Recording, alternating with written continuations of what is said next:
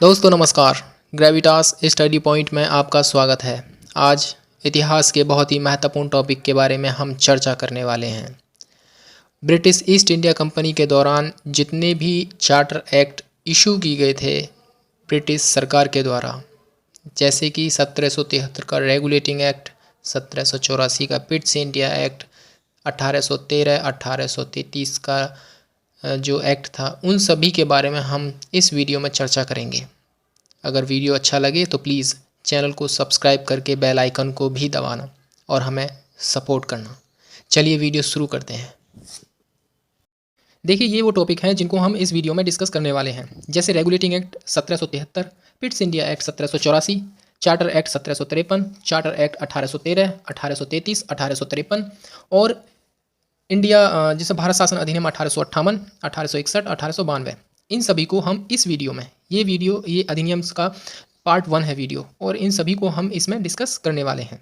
देखिए, charter act 1858 से पहले आपको पता होना चाहिए कि 1857 में भारत में 1857 की क्रांति होती है, और उससे पहले भारत में कंपनी का शासन चल रहा था, जबकि 1858 के बाद ब्रिटेन ने जो भारत का शासन था वो स्वयं अपने हाथों में ले लिया। तो 1858 से पहले जितने भी एक्ट लाए गए थे उनको चार्टर एक्ट बोला गया, और 1858 के बाद जो एक्ट लाए गए उनको भारत शासन अधिनियम के नाम से जाना जाता है। चलिए वीडियो शुरू करते हैं। Regulating act 1773। देखो, 1757 में प्लासी का युद्ध और 1764 में होता है बक्सर का युद्ध।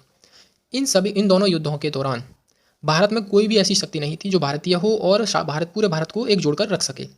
परिणाम यह निकला कि कंपनी केंद्रीय भूमिका में आ जाती है और शासनकर्ता की भूमिका निभाती है। 1764 से 1773 तक कंपनी में बहुत सारी बुराइयां थी, पनप चुकी थीं। कंपनी के कर्मचारी मनमाने ढंग से अपना व्यापार भी कर रहे थे। उसी चीज़ को देखते हुए तत्कालीन प्रधानमंत्री लॉर्ड नॉर्थ ने यह एक समिति का गठन किया जाता है, और उस समिति ने अनुशंसा दी कि एक ऐसा एक्ट लाना चाहिए जो कंपनी के कार्यों को कंट्रोल कर सके, और वही एक्ट था रेगुलेटिंग एक्ट 1773 का। भारत और ब्रिटेन दोनों ही स्थानों पर कंपनी के कार्यों पर कंट्रोल करना इसका उद्देश्य था, और कंपनी में जो बुराइयां फैल चुकी हैं उनको कंट्रोल करना इस रेगुलेटिंग एक्ट का उद्देश्य था। बंगाल के गवर्नर को अब बंगाल का गवर्नर जनरल कहा जाने लगा। वारेन हेस्टिंग बंगाल के प्रथम गवर्नर जनरल थे, और इस अधिनियम के माध्यम से मद्रास और बम्बई प्रेसिडेंसी को कलकत्ता प्रेसिडेंसी के अधीन ला दिया गया, यानी कि जो अंग्रेजों की गतिविधियों का मुख्य केंद्र था वो अब कलकत्ता बन चुका था। ब्रिटिश शासन यानी ब्रिटिश भारत का शासन मुख्य केंद्र अब कलकत्ता था, और यहीं से शासन संचालन होता था।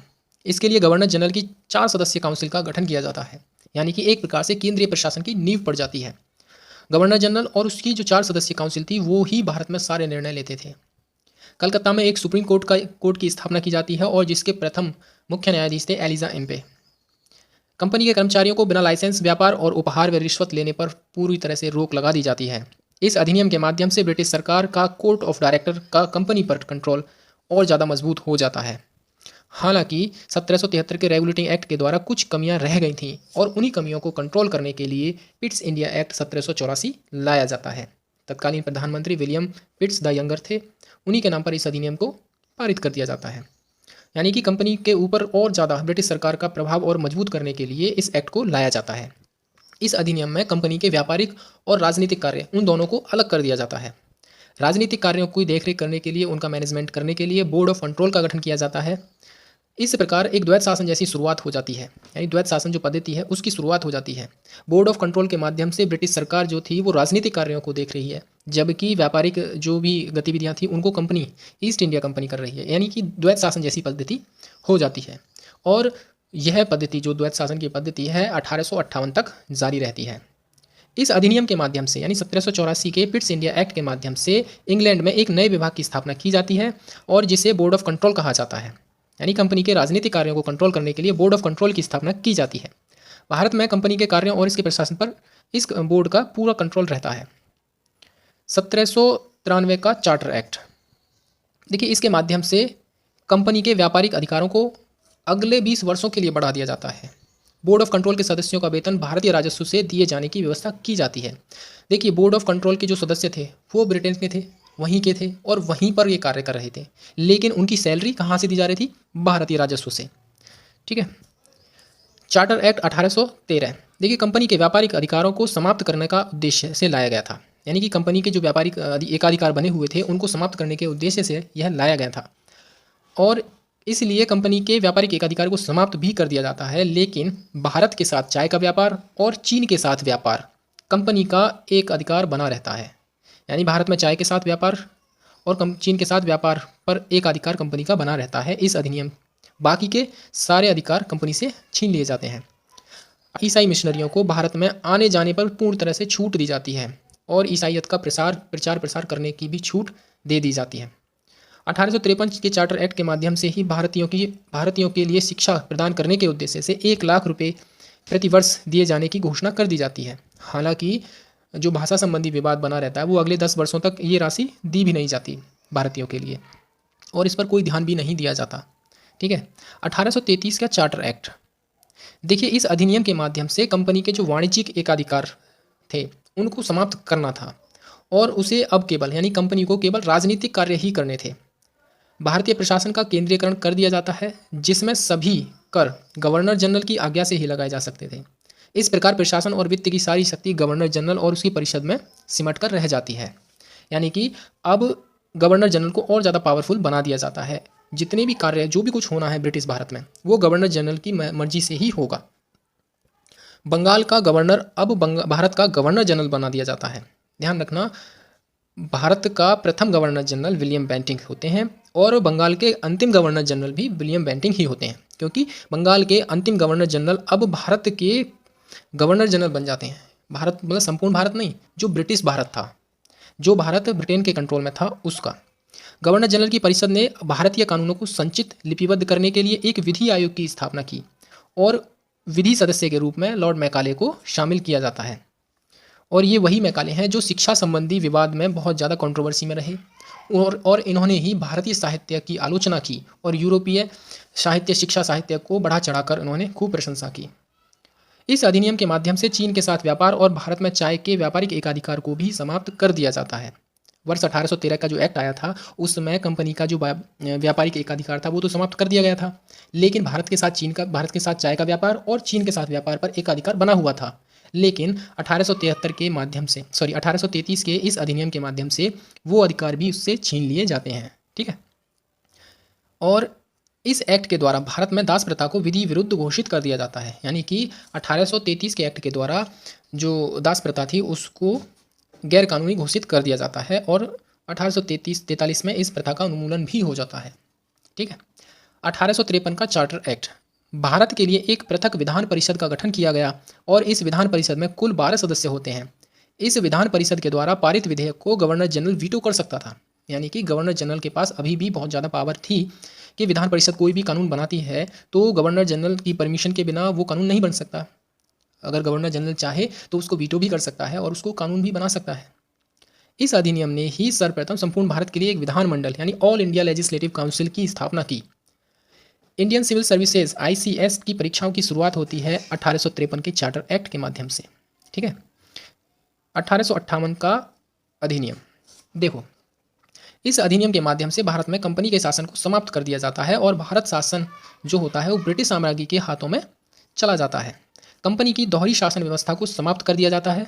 यानी कि 1784 के एक्ट के द्वारा जो भी द्वैत शासन की पद्धति थी वो यहाँ पर 1858 में समाप्त कर दी जाती है और महारानी विक्टोरिया को ब्रिटिश भारत की शासिका घोषित कर दिया जाता है, जिसकी घोषणा कैनिंग ने इलाहाबाद में 1 नवंबर 1858 को की थी।